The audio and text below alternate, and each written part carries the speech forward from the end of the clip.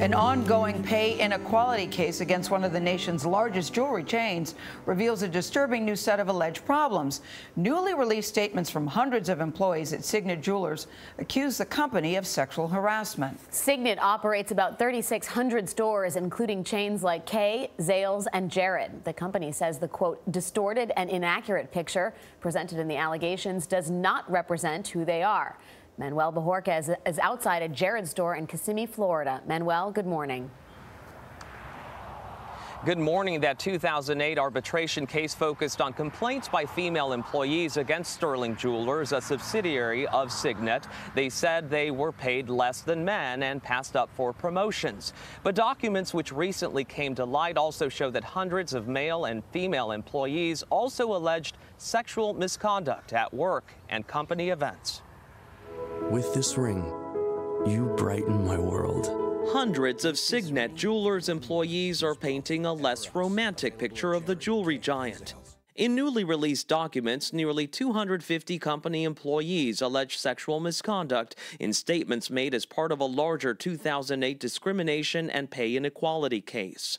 One woman said a male employee brushed up against her breasts. Another described Signet's mandatory management meetings as a big wild party that encouraged excessive drinking where men were on the prowl sexually. You do think that people aren't going to believe what happened. Former Kay Jewelers manager Kristen Henry says she was harassed in an Orlando area hotel room during a conference. I was forcefully kissed and touched in ways that I didn't want to be. This was a superior? My direct superior, who was in charge of future promotions. After reporting the incident, Henry says she was wrongly fired over an allegedly missing $100 gold necklace. This is a diamond unlike any other. Signet, which owns retailers Jared, Kay, and Zales, among others, defended itself in a statement Tuesday. It's critical to understand that none of the 69,000 class members have brought claims in this arbitration for sexual harassment. They added, despite years of litigation, claimants' counsel have chosen not to proceed with sexual harassment claims.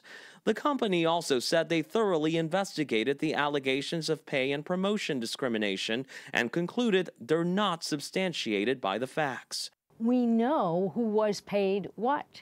The company sends out its paychecks. CBS News legal analyst Ricky Kleeman says it's easier to prove gender pay discrimination than sexual harassment.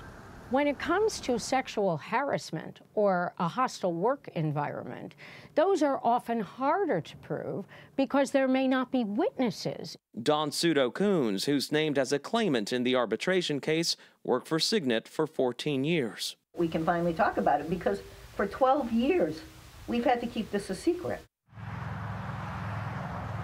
A trial is scheduled to begin early next year on the broader question of gender discrimination, though an attorney for the plaintiffs believes the allegations of sexual misconduct are critical to that case. Anthony? Manuel Bojorquez. Thanks, Manuel. Anthony, I just keep hearing that commercial, every kiss begins with K. You got to look at it very differently now. Yes, indeed. You had to do it, didn't you? Yeah. I can't get it out of my head. Gayle went there. I can't get it out of my head. Gayle went there. You were thinking it too. She warned us, just so you know. All right.